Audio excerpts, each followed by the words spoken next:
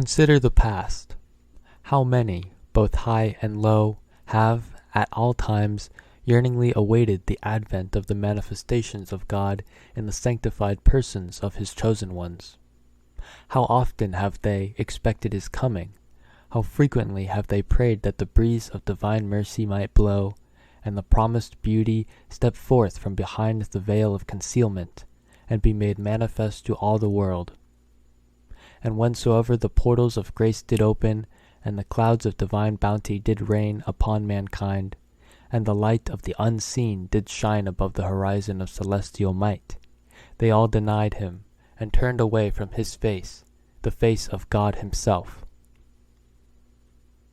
Reflect. What could have been the motive for such deeds? What could have prompted such behavior towards the revealers of the beauty of the All-Glorious? Whatever in days gone by hath been the cause of the denial and opposition of those people hath now led to the perversity of the people of this age. To maintain that the testimony of Providence was incomplete, that it hath therefore been the cause of the denial of the people, is but open blasphemy. How far from the grace of the All-Bountiful, and from His loving providence and tender mercies, it is to single out a soul from amongst all men for the guidance of His creatures, and, on one hand, to withhold from him the full measure of His divine testimony, and, on the other, inflict severe retribution on His people for having turned away from His chosen one. Nay, the manifold bounties of the Lord of all beings have, at all times, through the manifestations of His divine essence, encompassed the earth and all that dwell therein. Not for a moment hath His grace been withheld, nor have the showers of His loving kindness ceased to rain upon mankind. Consequently, such behavior can be attributed to naught save the petty-mindedness of such souls as tread the valley of arrogance and pride, are lost in the wilds of remoteness, walk in the ways of their idle fancy, and follow the dictates of the leaders of their faith. Their chief concern is mere opposition. Their sole desire is to ignore the truth. Unto every discerning observer it is evident and manifest that had these people in the days of each of the manifestations of the Sun of Truth sanctified their eyes, their ears, and their hearts from whatever they had seen, heard, and felt, they surely would not have been deprived of beholding the beauty of God, nor strayed far from the habitations of glory. But having weighed the testimony of God by the standard of their own knowledge, gleaned from the teachings of the leaders of their faith, and found it was at variance with their limited understanding, they arose to perpetrate such unseemly acts.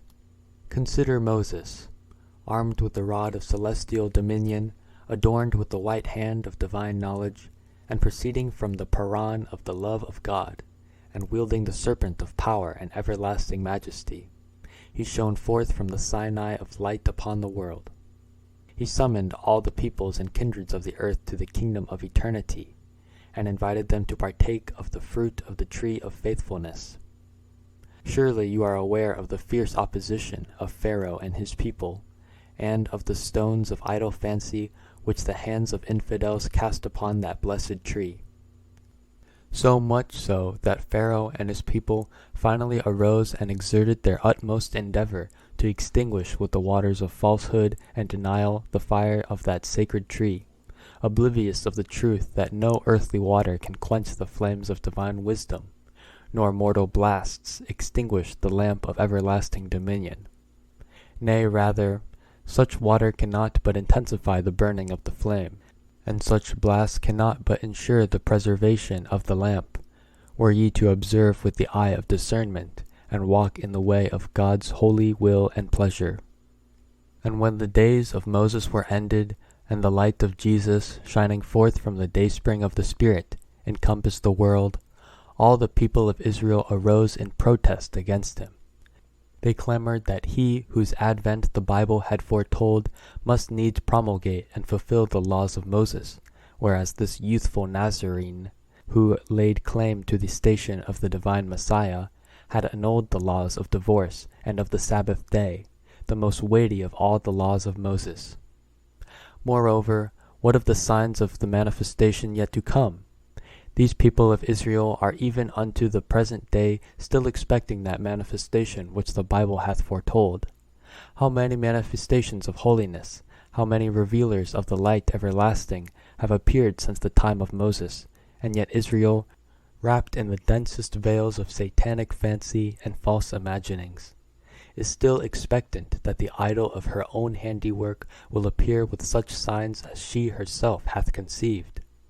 Thus hath God laid hold of them for their sins, hath extinguished in them the spirit of faith, and tormented them with the flames of the nethermost fire. And this for no other reason except that Israel refused to apprehend the meaning of such words as have been revealed in the Bible concerning the signs of the coming revelation.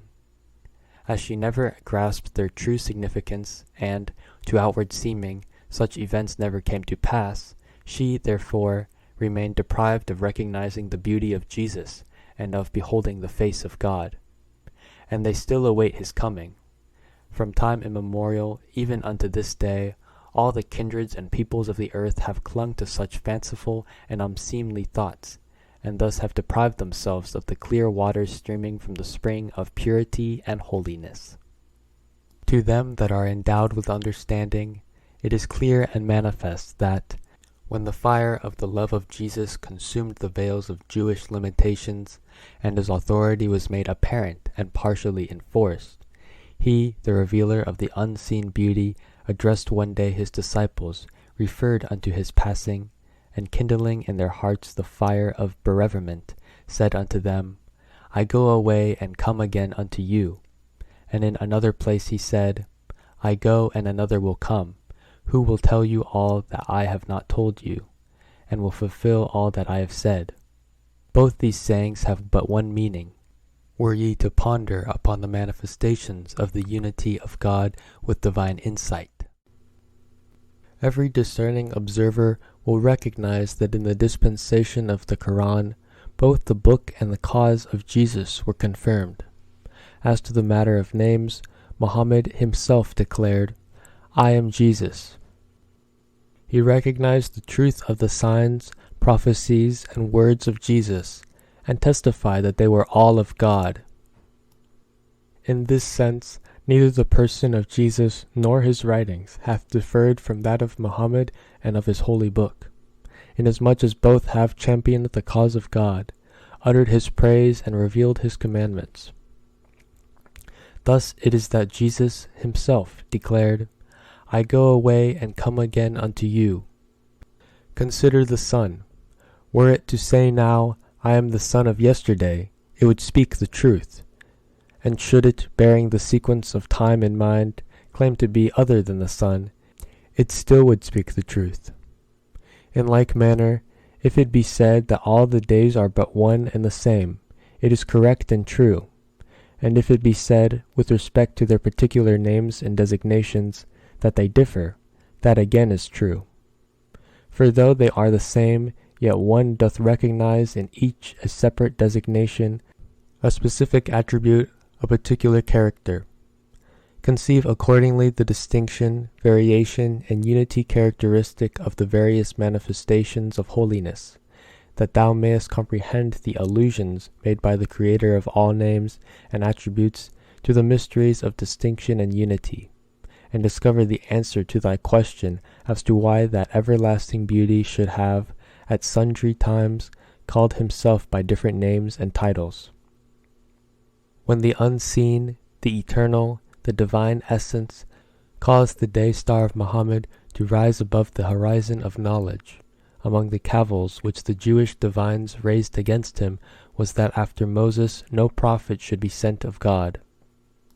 Yea, mention hath been made in the scriptures of a soul who must needs be made manifest, and who will advance the faith, and promote the interests of the people of Moses, so that the law of the Mosaic dispensation may encompass the whole earth. Thus hath the King of eternal glory revealed in his book to the words uttered by those wanderers in the vale of remoteness and error, the hand of God, say the Jews, is chained up be their own hands, and for that which they have said they were accursed. Nay, outstretched are both his hands. The hand of God is above their hands. Although the commentators of the Quran have related in divine manners the circumstances attending the revelation of this verse, yet thou shouldst endeavor to apprehend the purpose thereof. He saith, how false is that which the Jews have imagined?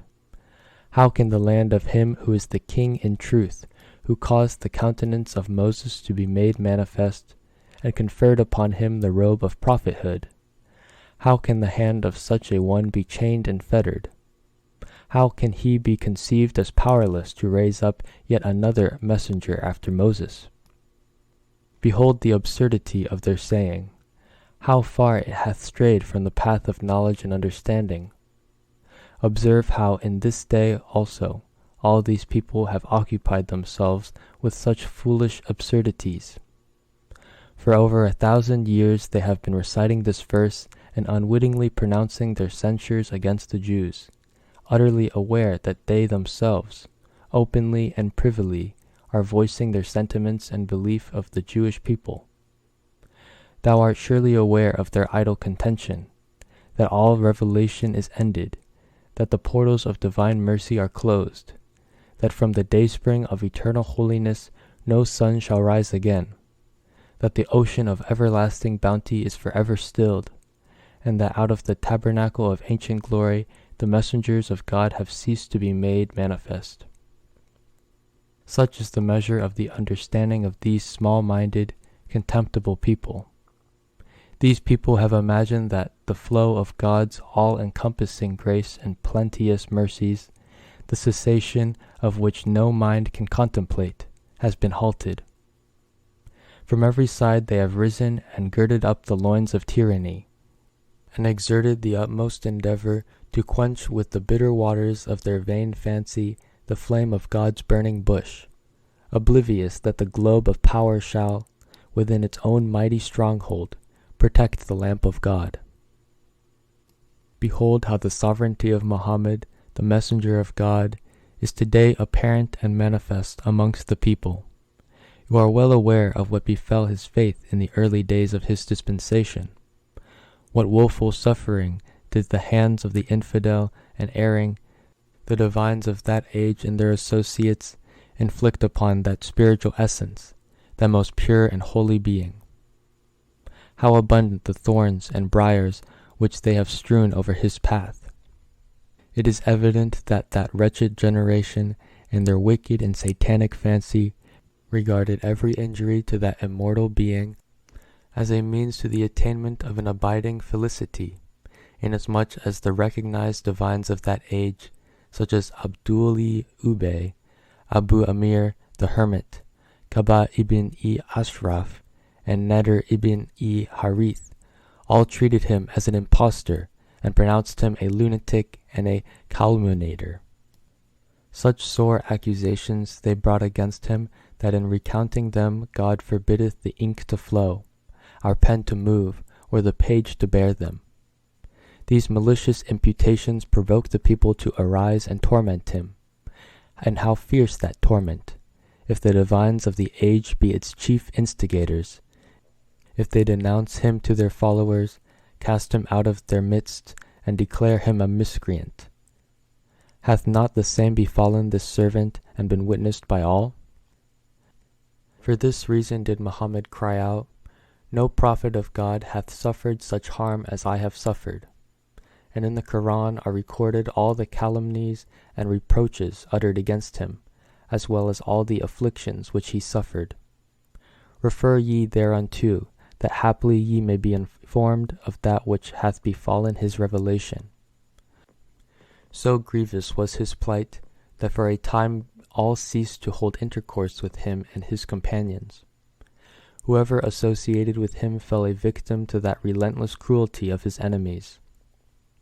Consider how great is the change today. Behold, how many are the sovereigns who bowed the knee before his name. How numerous the nations and kingdoms who have sought the shelter of his shadow, who bear allegiance to his faith and pride themselves therein. From the pulpit top there ascendeth today the words of praise which, in utter lowliness, glorified his blessed name. And from the heights of minarets there resoundeth the call that summoneth the concourse of his people to adore him. Even those kings of the earth who have refused to embrace his faith and to put off the garment of unbelief, none the less confess and acknowledge the greatness and overpowering majesty of that day star of loving kindness. Such is his earthly sovereignty, the evidences of which thou dost on every side behold. This sovereignty must needs be revealed and established either in the lifetime of every manifestation of God, or after his ascension unto his true habitation in the realms above. It is evident that the changes brought about in every dispensation constitute the dark clouds that intervene between the eye of man's understanding and the divine luminary which shineth forth from the dayspring of the divine essence. Consider how men for generations have been blindly imitating their fathers, and have been trained according to such ways and manners as have been laid down by the dictates of their faith. Were these men, therefore, to discover suddenly that a man who hath been living in their midst, who, with respect to every human limitation, hath been their equal, had risen to abolish every established principle imposed by their faith, principles by which for centuries they have been disciplined, and every opposer and denier of which they have come to regard as infidel, profligate, and wicked, they would of a certainty be veiled and hindered from acknowledging his truth. Such things are as clouds that veil the eyes of those whose inner being hath not tasted the salsabil of detachment, nor drunk from the cawthar of the knowledge of God. Such men, when acquainted with those circumstances, become so veiled that, without the least question, they pronounce the manifestation of God as infidel, and sentence him to death. You must have heard of such things taking place all down the ages, and are now observing them in these days. It behoveth us, therefore, to make the utmost endeavor that, by God's invisible assistance, these dark veils, these clouds of heaven-sent trials, may not hinder us from beholding the beauty of his shining countenance, and that we may recognize him only by his own self.